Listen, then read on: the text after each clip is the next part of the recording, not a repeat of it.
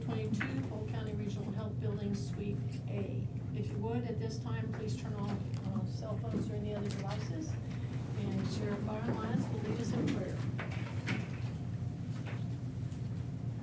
Father God, in the name of Jesus, we thank you, Lord, for this day.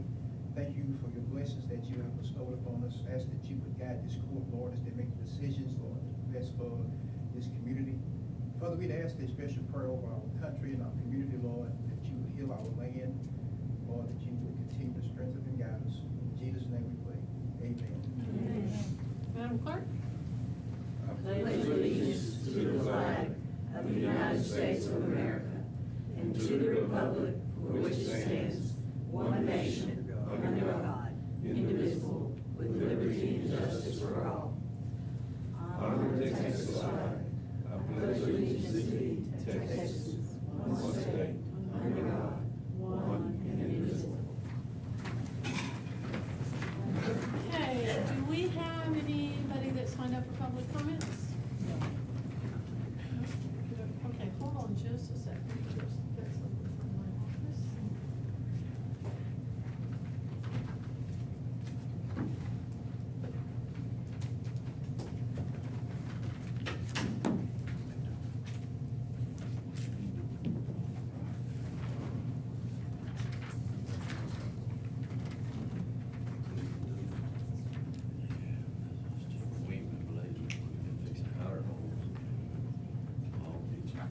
I'm sorry, I meant to bring this in here for the court to see. We had an individual who donated this to the county judge's office. And so we accepted it on behalf of the court and on behalf of future county judges. It's a Tim Yankee painting, and I'm sure some of y'all have seen them before. And it has an original signature. That's awesome. Isn't that neat? So we just wanted all of y'all to see it. So his hope was that it could hang in the historic courthouse. And we said we have to be really, really careful about what hangs in the historic courthouse because we do not wish to. Alter the original. That is correct. So it can hang behind someone's desk, and Becky Marsh has already laid claim to it. All right, thank you, Jeff. That's nice.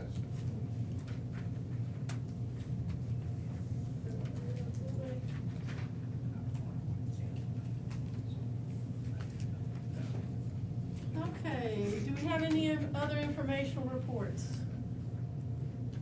Okay, item number 4, old business, tabled from the last meeting. Discuss and consider changes to the distribution of the road and bridge portion of the tax rate in conformance with the revised precinct boundaries. Have you all gotten your information? Pretty much. What does pretty much mean? Well, you saw my list, Has the MSAC been corrected? as far as I know. It's about as correct as I think I can get it. Okay, And I'm adding to mine, so. okay. So after today, will your the MSAC on your part be It's to be corrected? voted if the court votes for it. Yes, yes? Mine should be as straight as I can get it, I think. Okay, so all proposed changes to the MSAG have been provided. Is that correct? Yes, he has. Is that correct? Should. Okay, then what we will do is once we accept this court, which has some changes, some additions on it, then we'll move forward with the formula as already proposed. Okay? Everyone okay with that? Okay, item number 5, new business. You have addendums on B. Addendum number 1 in the amount of $78,692.46. Addendum number 2 in the amount of $1,810.08. Addendum number 3 in the amount of $10,583.88. Addendum number 4 in the amount of $2,465.16. And addendum number 5 in the amount of $561,999 $1.87. Is there anything on the consent agenda that anybody wishes to pull? Motion approved. Second. Motion to approve, Commissioner Vincent, second Commissioner Purvis. Any further discussion or questions? All in favor say aye. Aye. Any opposed? Motion carries. Okay, item number 6, consider approval of personnel matters as follows. A, review and consideration of personnel action form requests submitted since the last meeting, and review of any authorized emergency hiring. We have one emergency hire, and that was in the jail, and we included all the preliminary listing of the PAS in your board packet. Motion to approve, Commissioner Second. Robertson, second Commissioner Vincent. Any further discussion or questions? All in favor say aye. Any opposed? Motion carries. Okay, item B, consider approval of personnel management system update. The fire marshal and the environmental enforcement officer job descriptions need to be updated prior to posting the positions. Copies of the job description with proposed changes were in your packet. So based on the FLSA regulations, the fire marshal description as written qualifies as exempt, while the environmental enforcement officer as written does not qualify as exempt. Both positions, the court decided that both of them would fall under emergency management as approved at the last meeting. And the fire marshal will also have supervisory capacity of reserve deputies, while at this time the environmental enforcement officer will not be a supervisory position. Unless at a future date, the court decides that they would like to have reserve deputies also for that position, then that will be fine. So we'd like the court to consider not to eliminate completely the TCOL requirement, but to consider removing the TCOL requirement from environmental enforcement and stating that they are TCOL preferred. That way, if there are candidates out there that we think would do a good job in that position, if they're not TCOL certified, then we can move forward with hiring them. After we hire them, do we get them TCO certified? I don't know what all that involves, but Sheriff? Yes, if you hire one who is not TCO certified, you can't have it in the job description where a lot of them will give them a year's time to be able to go through the academy and get certified. So it would be similar to what we did with permits. At this time, TCEQ officers are not TCOL certified. Basically, what they do is they complete the reports, they complete the complaint, and they take it to the district attorney's office, and then it proceeds from there. So all of our program, the way it is currently set up, would remain intact. Say to the PA or to the JP as well. Either way, because they can be a complainant. Yeah. So either way would work. Yeah, but I think we need to get them TCO certified, because this guy's a little more, gives them a little more bite when they're out there. Yes, sir, it does. Yes, sir, it does. So yeah, as long as we put in there. But we given need to get 'em. the current employee pool and Yeah, oh, yeah, economy, yeah. We're all in that. yeah, all of us We are in know. that position. Yeah. So if you all are okay with the descriptions as written in your packet, then we can move forward. So moved. Commissioner I'll second. Vincent, second Commissioner Robertson. Any further discussion or questions? All in favor say aye. Any opposed? Motion carries. Item number 7, consider request for revisions and amendment to the budget as follows. The FY 2022 budget revisions and amendments as presented by the County Auditor's Office. A copy of the proposed revision number 2022-16 and amendments 2022-16A was included in your packet for your review. So moved. Commissioner Purvis, I'll second. Commissioner Robertson, any further discussion or questions? All in favor say aye. Any opposed? Motion carries. Item number 8, consider any and all necessary action regarding 2022 preposition contracts for emergency disaster debris removal, reduction, disposal, and other debris-related services. On May 24th, the court selected TFR Enterprises to be the primary contractor for pre-positioned emergency disaster debris removal. That's kind of a tongue twister. Reduction and disposal and other debris-related services.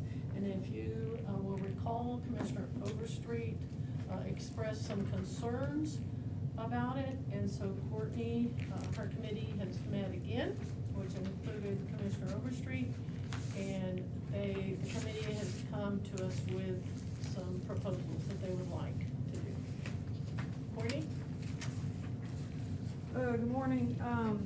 The Polk County Scoring Committee members did a more in-depth cost analysis on the disaster debris removal rates provided by the selected contractors, TFR Enterprises and DRC Emergency Services.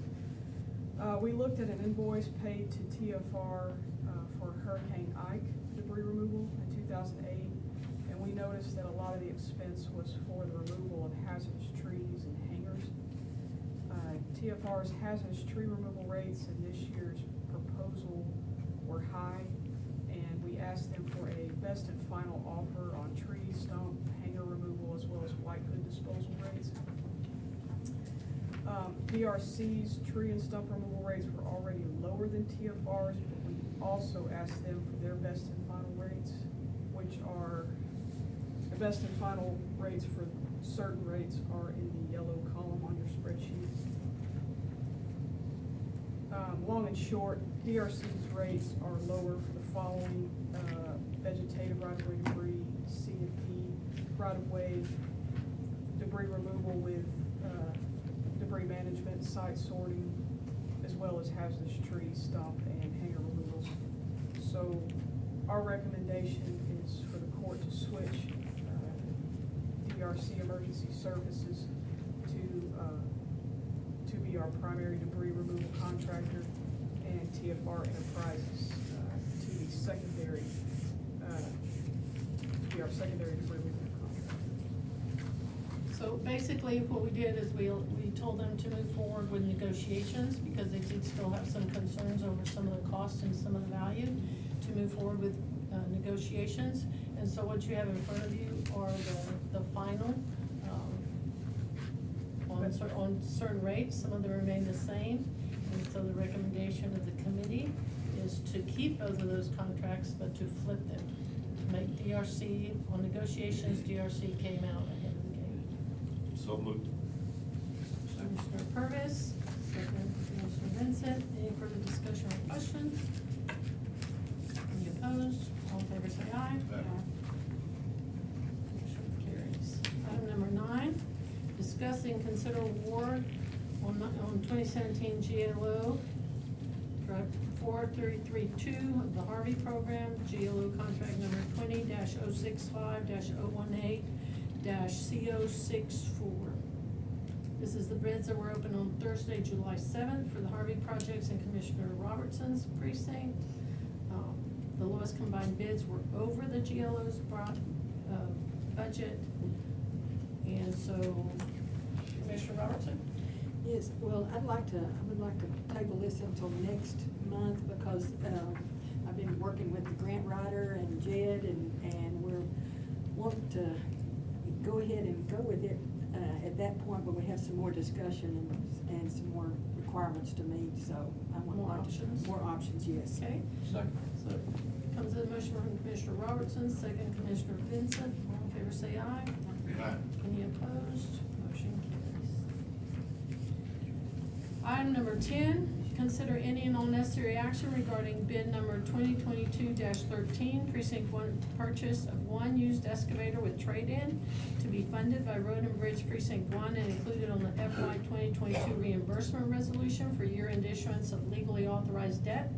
Commissioner Robertson received 1 bid from Hendricks Machinery. The offered purchase price is $88,500, and the offered trade value is $60,000, making the total cost to precinct 1 $28,500.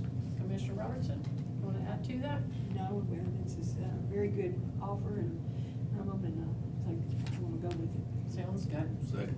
Comes as a motion. Second Commissioner Purvis. All in favor say aye. Aye. Any opposed? Motion carries. Item number 11, receive and consider updates service agreements with First State Bank. Melody Keller at First State Bank has requested that we update our cash manager contract with them. The current contract that they have on file was signed by Judge Thompson. No changes have been made other than the name on the signature line. Legal counsel has reviewed the agreement and has confirmed it would be appropriate for the court's approval. At this time, I am going to abstain from discussion or voting. A copy of that agreement is included for your review. Commissioner Purvis, looks like you get to take over the meeting for a few minutes. Commissioner Vincent? Motion to approve Second? with one abstention. All in favor? Any opposed? Just know for the record that I'm abstaining. Okay, item number 12, budget workshop. More discussion of budget development. So today we're going to talk further about budget development, talk about proposed salaries, allowances, and capital purchase projections.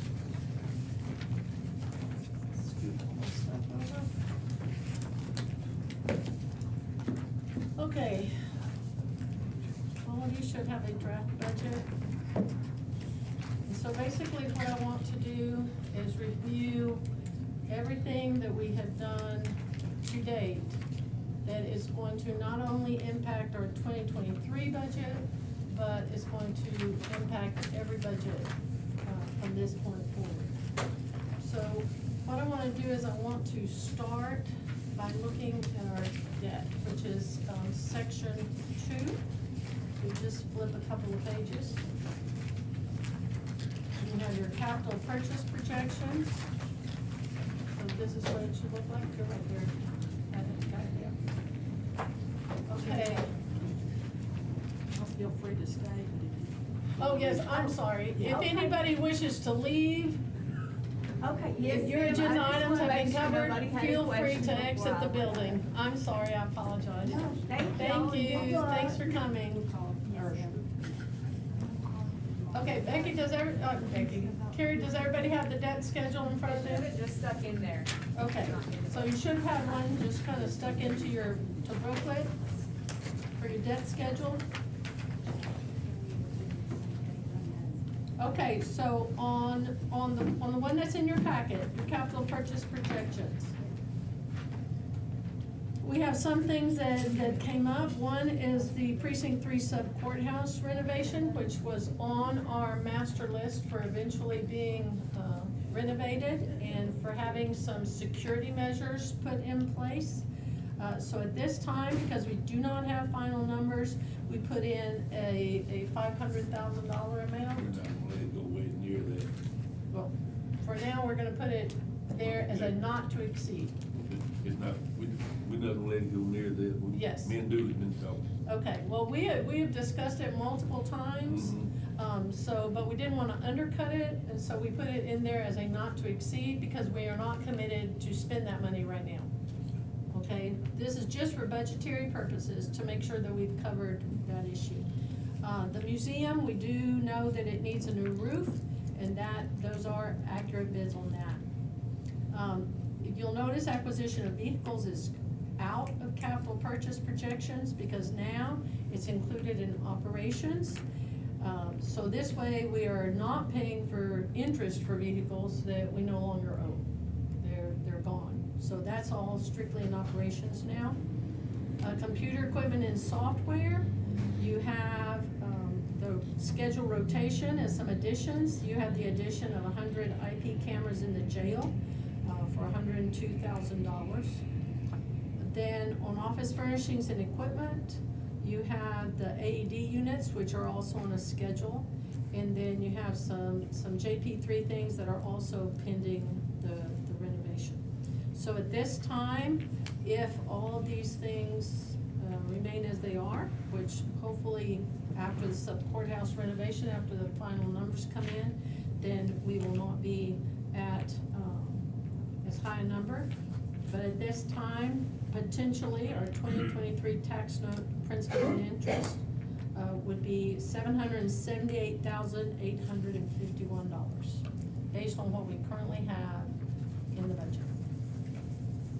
Okay, so now let's back up and look at the page that was inserted.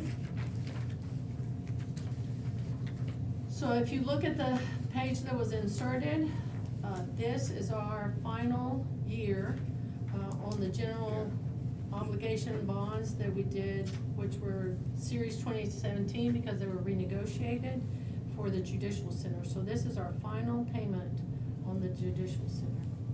I know this was one of your goals, to make sure that that got done, Mr. Vincent. So you have those obligation funds will be coming off.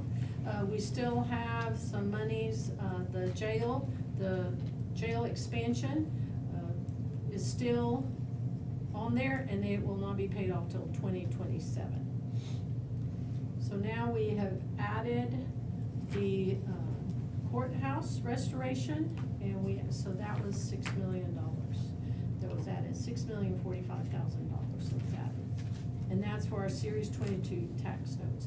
At this time, these are estimates that we put on here, just so that the commissioners could get a look at it. And we'll have those final figures when the sale is finalized. So we did ask them to take a look at it, so we would do the same thing in terms of balancing out our debt. If you will notice, if you look back on the jail expansion, you'll notice that in 2023, the debt, the interest rate is $312,000, but then it creeps on down as your payment increases above. So we balance it out according to which other debt we have currently on the books. And so they will balance that out for us. James Gilley will balance that out for us. So we know what our debt obligation is and what the balance is on those things.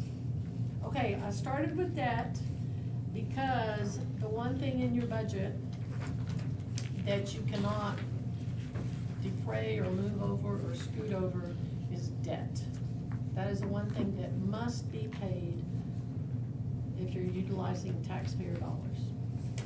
So,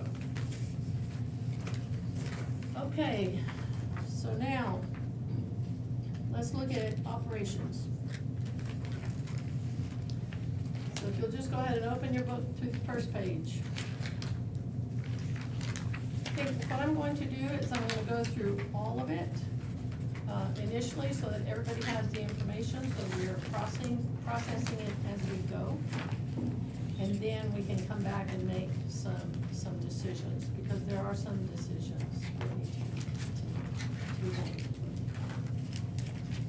Okay, if you look at that first page on section 1, COLA costs, and some of this information we've already discussed. So with our current pay scale, the cost would have been $18,877,492. We built this schedule right here is built with a 2-step COLA.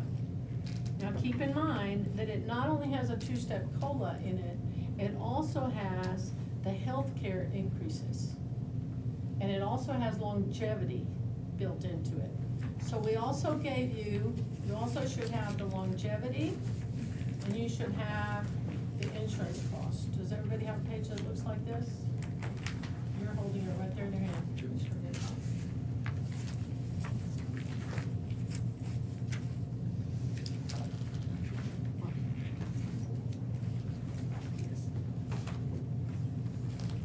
Mine is marked up, that's what it looks like.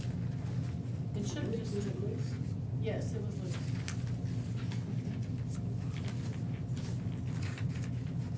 No, that's your agenda. Oh, here, let's do Tommy. No,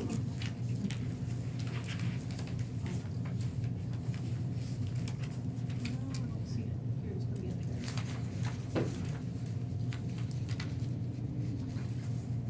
Thank you, ma'am. Here it is, right there, top one. Okay. So, if we look at our healthcare costs, okay, we all know that our healthcare costs went up. And And so what we did is we broke it down, and so we, based on the increase that we had from 2022 to 2023, we did two projections.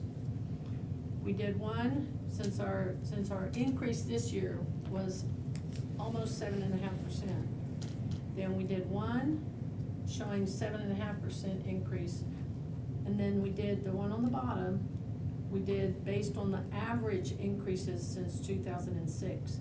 So we put in the 7.47% increase, but then we went back to a 3.3. So if you look at the final column on the right, FY 2023, the increase that occurred this year was $241,756. So that's the impact to the taxpayers that is already built into this budget. So if we do not reduce our costs, if we're not able to reduce our healthcare costs at a 7.47 rate of increase, then that will be the cost that occurs annually from this point forward, to the tune of $2.33 million over a 7-year period. Now, if you look at the one below, where you have a 3.3% increase, then the increase from 2023 to 2030 will be $1 million. So I cannot emphasize enough how important it is that as elected officials and as employees, we do our part to reduce our costs.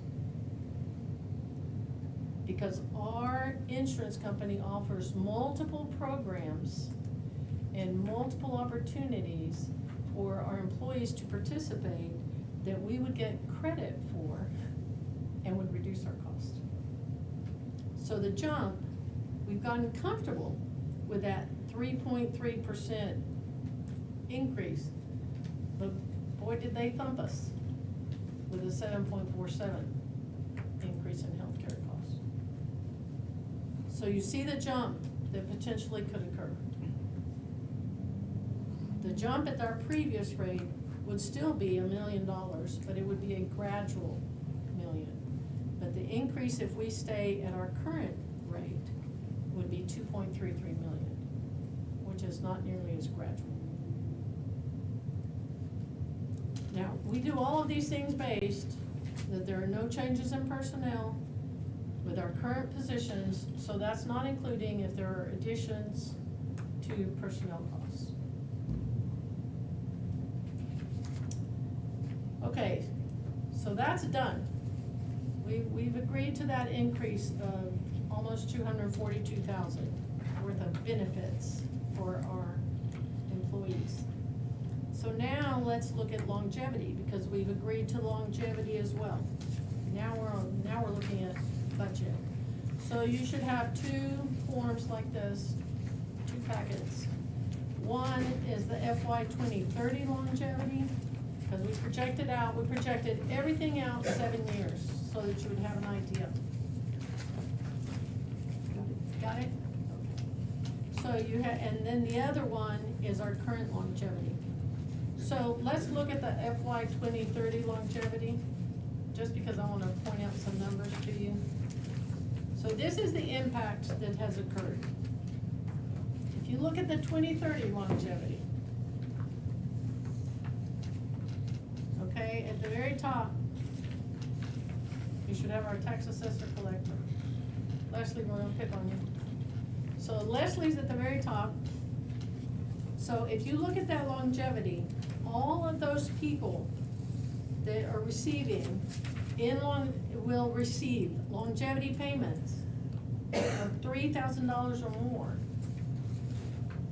Under our current system, would be receiving $1,200.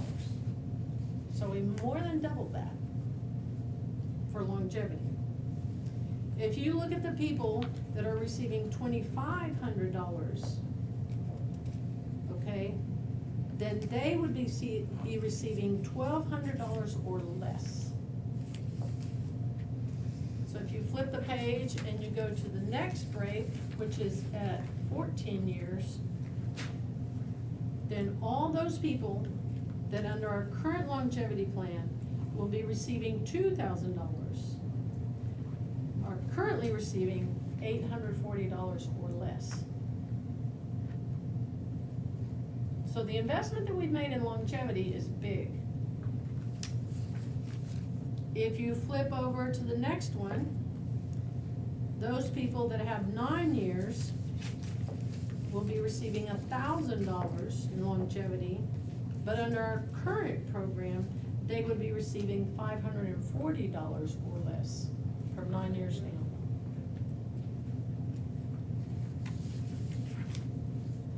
So,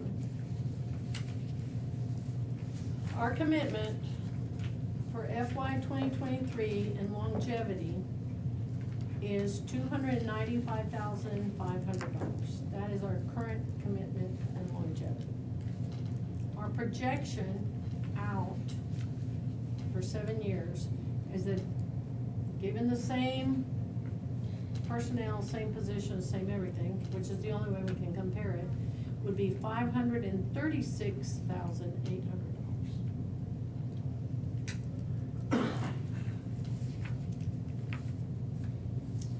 Okay, so those are the benefits that we've already done.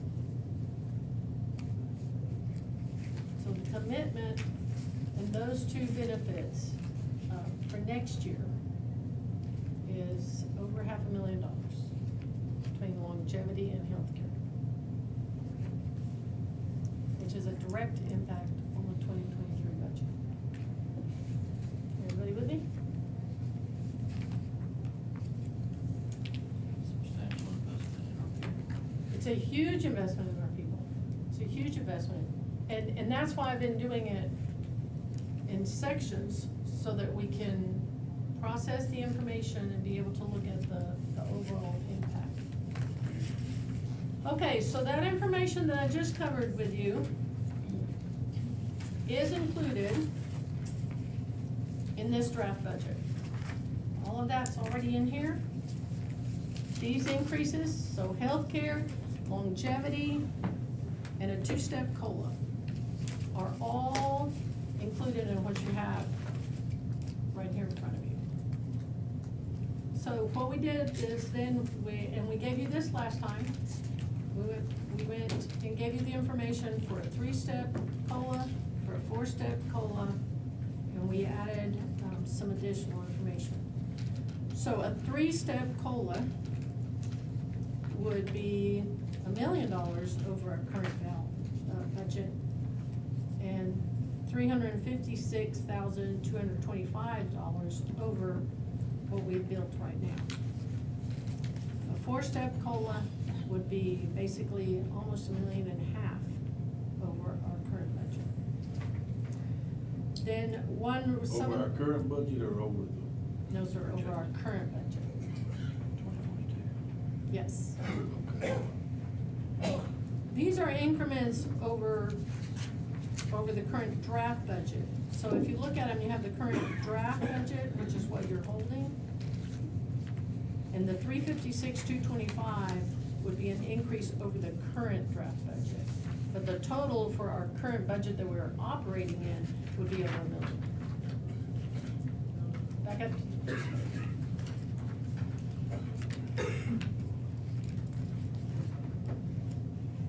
Okay, this is the page I should be looking at right now. Yeah, that's one I was looking for. I thought it was up here in these. Nope. Yeah, that's right here. Okay, a 4-step COLA would take us almost $1.5 million over the current budget, the draft that you're holding in your hand.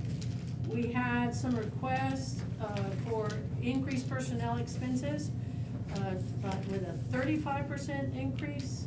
If we did a countywide 35% increase, then that would increase the draft budget by $4.4 million, and it would take our personnel budget alone to over $5 million. Now, I would say that's definitely would require voter approval. So, operational costs that you need to keep in mind. We went through and we increased certain budget line items, but we did not do a blanket increase because that makes no sense. We have some costs that are fixed, so there's no reason to increase them. But we did have some operational costs, like fuel, shipping, supplies, that we know are gonna get impacted, so we did increase them. Now, if after looking at this, you feel like it needs to be increased more, then a 5% increase in operational costs is approximately $400,000. So it would stand to reason that a 10% is approximately $800,000. Now, I am gonna tell you this.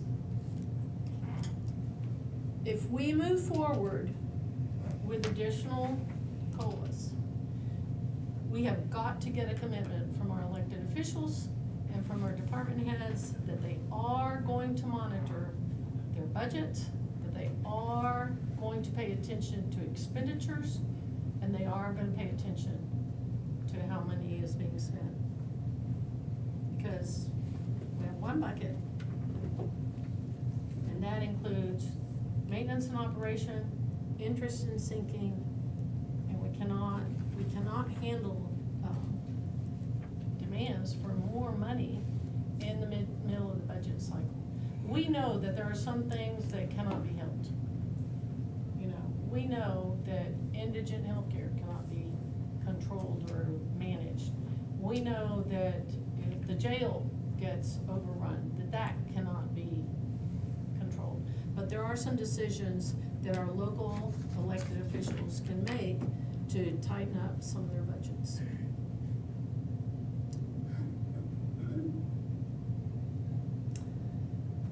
Okay.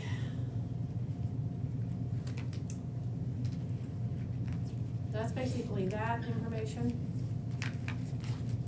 If you flip the page, this is one place that we do have to make a decision, and that is for elected officials, salaries and allowances. Ma'am? Go back one. Go back. You're good. Yours is backwards. I'll be fine. That's why I just hold it up and show you. Okay, so this is where we do have to make a decision, because the legislature says that we must provide wage notifications to all elected officials on or before Friday, July the 15th. So the one area that we must make a decision is in terms of elected officials.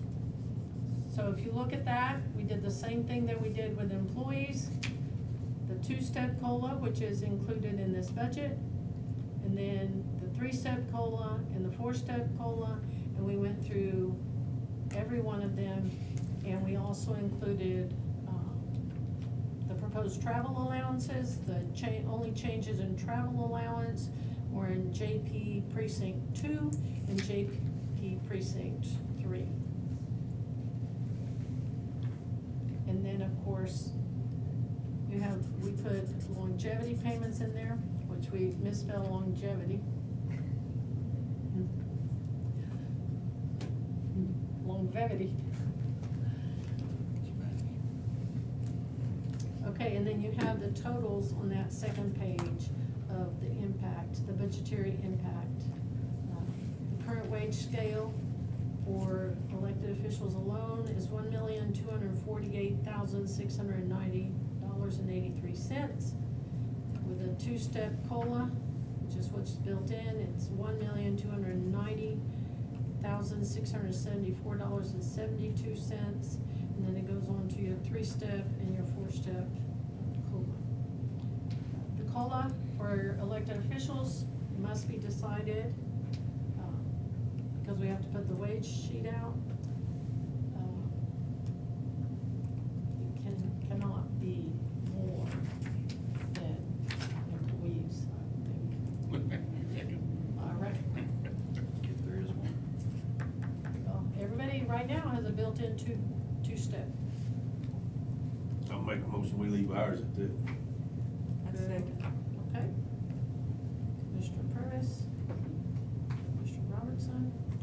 say aye. Aye.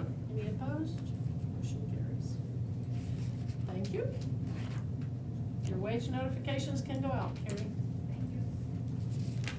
Okay, so let's move on and look at some of these other things.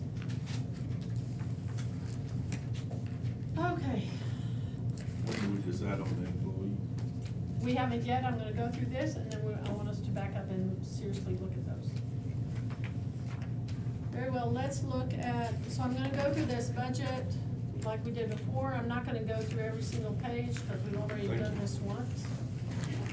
You're welcome. I know you read everything I send you. Sure. Okay, so if you look at page 2 of 116,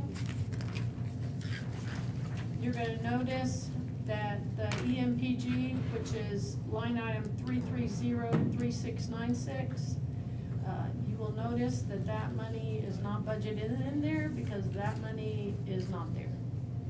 That is the money that the state pulled from the EMPG grant, which was part of what helped us fund emergency management.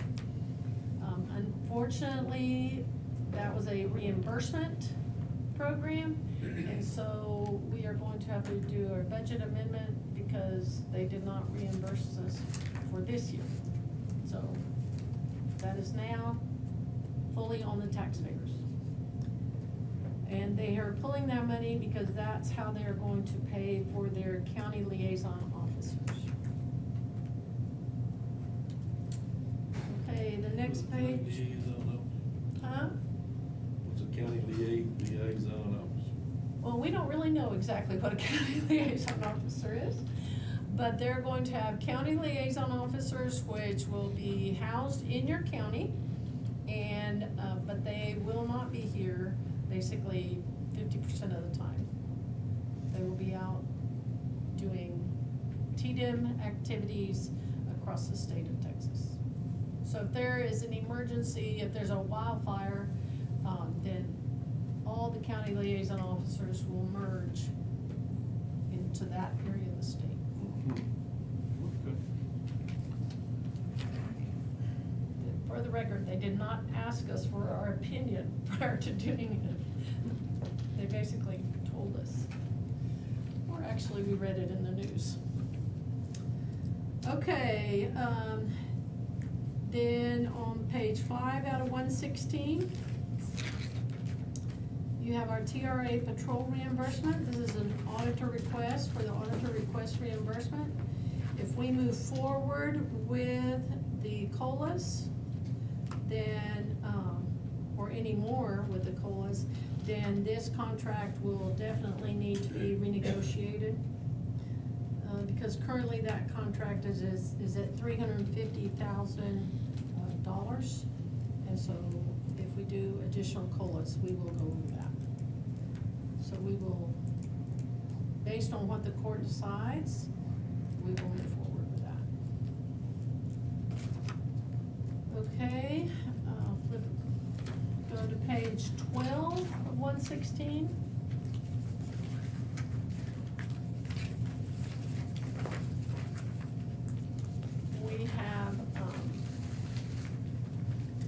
We added a line item, 14014881, for economic development. We've had multiple requests throughout the years for that, and we received some unclaimed capital credits, and so we're, per local government code section 381.004, those monies can be for targeted economic development.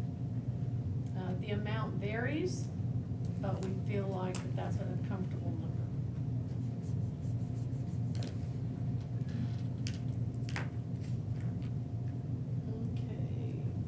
Page we're gonna look at, page 15 of 116. I think we've already discussed this one, but just want to emphasize it. That since we are receiving the funding from the Historical Commission, and since now we're going to have some bond monies, then what we have done is we are going to create a restoration fund, and so these things that are in this budget right now will be moved, And that way, the auditor's office and grants and contracts in this office will be better able to track the expenditures and keep up with the project.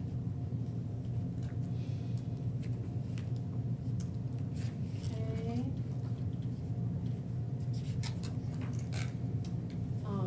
If you flip the page to page 22 of 116.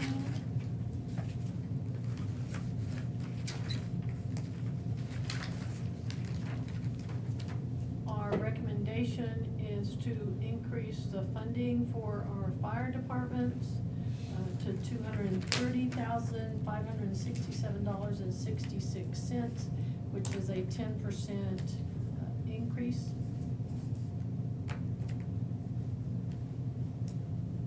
Our recommendation also is to keep the jail mental health services, that on line item 1691-4028, to keep it at the previous level, because effective September 1, mandated mental health interviews for certain jail inmates and the requirements that the county must pay for this service.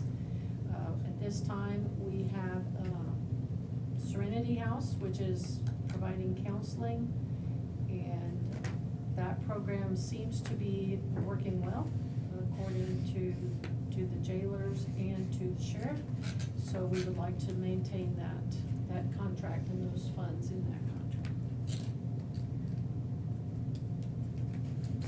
Okay. On the next page is going to be page 40 of 116. We've already actually discussed the district court COVID relief, salary and benefits. You're gonna notice that those are blank, because what we do is that we adjust as needed with COVID funds, which are also being tracked to make sure that everything we do is legal for the COVID funds. And that program does not involve our local taxpayers' money. Obviously, it's taxpayers' money because it comes from the federal government, but it does not impact our tax rate. On the district attorney, we just put a lump sum in salaries and took all of those salaries will now be discretionary for the attorneys, but other positions will continue to stay on the county salary schedule.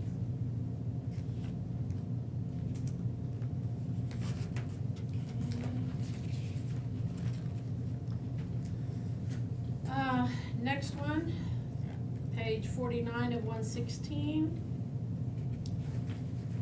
We had a request to put $10,000 for equipment maintenance, and that would be for the WatchGuard cameras and radios only. And that comes at the request of the sheriff's department.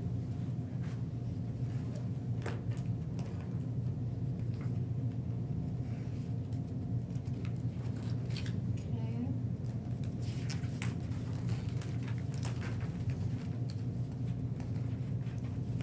And the next pages are pages 55 and 56, which is the environmental enforcement officer and the fire marshal, which have been moved.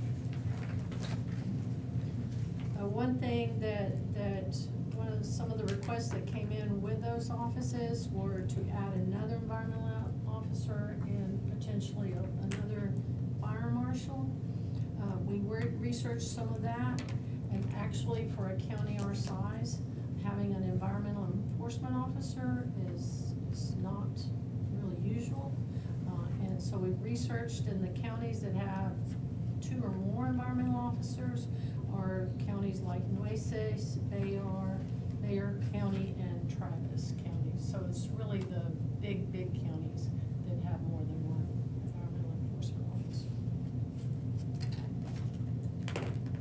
Okay, and then the next page is 58 out of 116.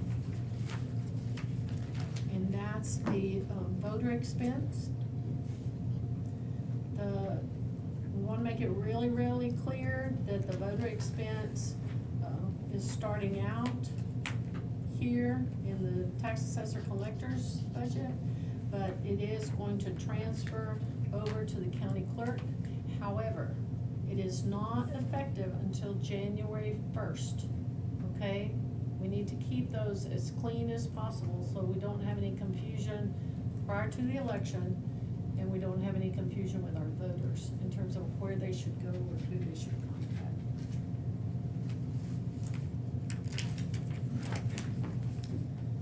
Okay, we did not receive any questions or concerns from the last time we went through this budget. But once again, if you do have any, then please email me directly, and we will research whatever you want us to research and go from there. Okay. Now, let's back up and discuss. I do have a couple of things before we go back into this discussion. July 26th, which is our next meeting.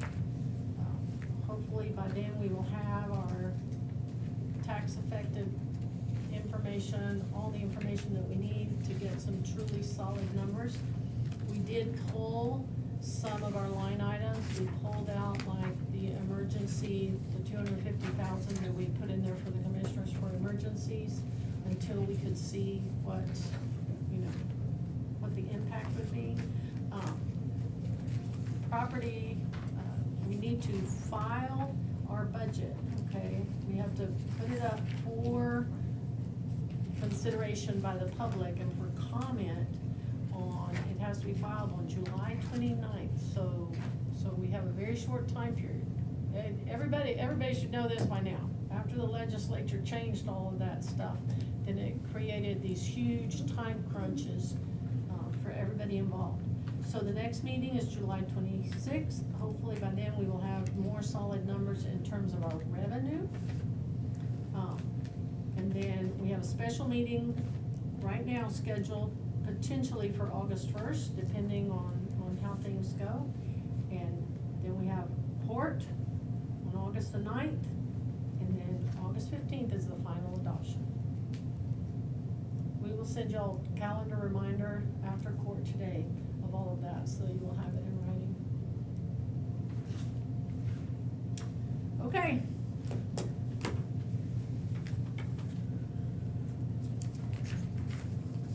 Go back to your, we've already decided on elected officials.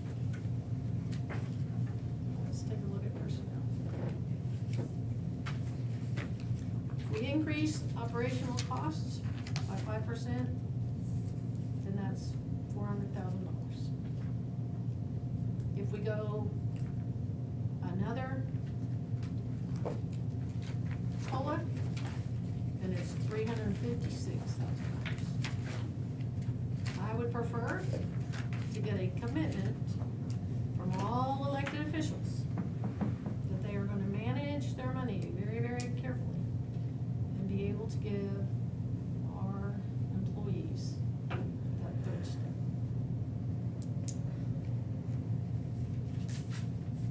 I will do whatever the court chooses, if we would like to think about it. We can do that as well. I'm not going with three-step. What'd you say? I didn't understand what you said. I was just clarifying that she was talking about going with the three-step. If you look at keep in mind, it's the same money, so if we do a 5% increase in operational costs, then that will cost us approximately the same amount of money as another COLA. Now, if y'all wanna think about it some more in terms of that one, then that will be fine. You have our word, Judge. I have your word, I need your word, and everybody else in this room's word. We don't got a choice, we get a budget, that's it. I understand. but that's the same attitude that everybody needs to have, is that you get a budget. For one thing, with our new software system, everybody should be able to look at their budget, on their own. You should not have to call Stephanie constantly and say, hey, how much money do I have, how much money do I have?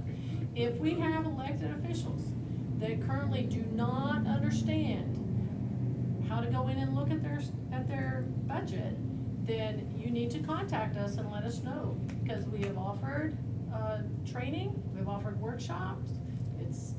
We're now, what, our third year? This is our third year of utilizing that software, so if there are any department heads or any elected officials that do not understand how to utilize it, you need to let us know. We promise not to share that information with anyone else. We promise it will be a secret meeting for training. But we need for everybody to closely monitor their accounts and their budgets.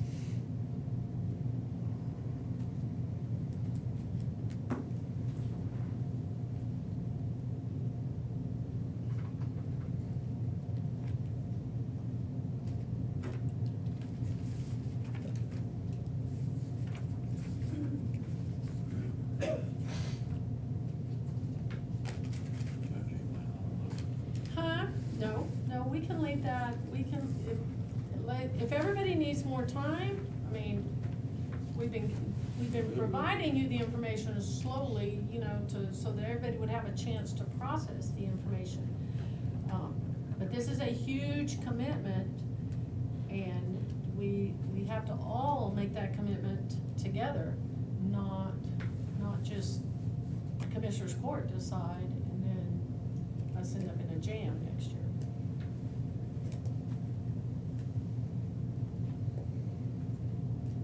So we do not have to decide on the personnel. I'm just being upfront, which is what we try to do every budget season, is to be very honest and concrete about what this means. The only thing I had to have today was the COLA for the elected officials. So why don't everybody takes this home, think about it, review the information. If you have any questions, shoot them to me. Carrie and I will do our best to get those questions answered. So keep in mind the budget impact of our debt, because that is a recurring debt. And that's part of why we gave you the projections, the 7-year projections, so that you could look at the whole thing. And afterwards, what we will do is we will have to amend our budget and pull money from the general fund to put it in operations. After what? After we decide on exactly what to do and how to proceed. I know we're gonna have to go into the general fund. We know that, but I don't know how much until I get some of these But answers. there's hardly no difference between a two-step and three-step. No, sir, there's not. But the jump is that we've already, the increase, the difference between a 2-step COLA and a 3-step COLA. $356,000. Yes, sir. But that's my point, is that at the same time, if you have elected officials saying, no, I need more and more and more in my operations, well then, that has to be balanced out. Are you gonna spend your money over here, or are you gonna spend your money over there?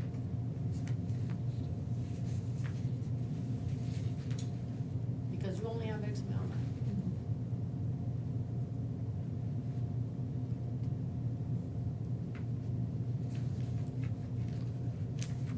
Our longevity increased our budget this year, $295,500, right? Yes, sir. And we gave you the projections for that for, 7 years out, if nobody left. Which we know some people are gonna leave, but there was no other way for us to project it. So we gave you the longevity out, and technically in 7 years, everything else remained equal. it would be $536,800, Just with longevity. just for longevity. And don't get me wrong, I like our longevity, I think it's a good, keyboard warriors are not gonna give you credit for it.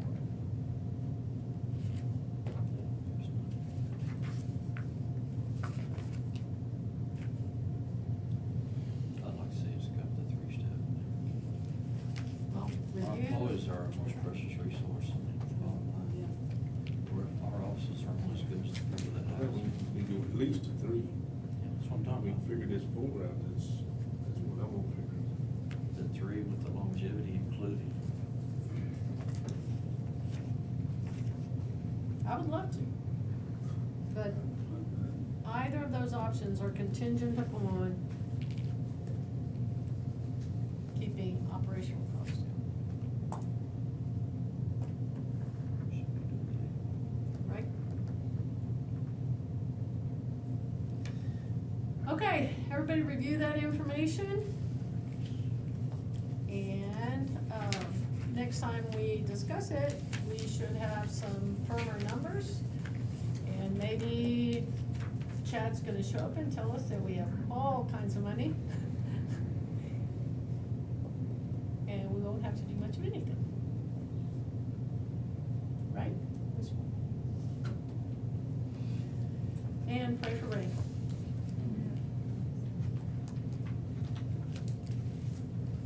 Okay. Huh? Thank you, appreciate it. Motion to adjourn over here, Commissioner Vincent, second Commissioner Purvis, what time is it now? 11:01. Thank you, everybody.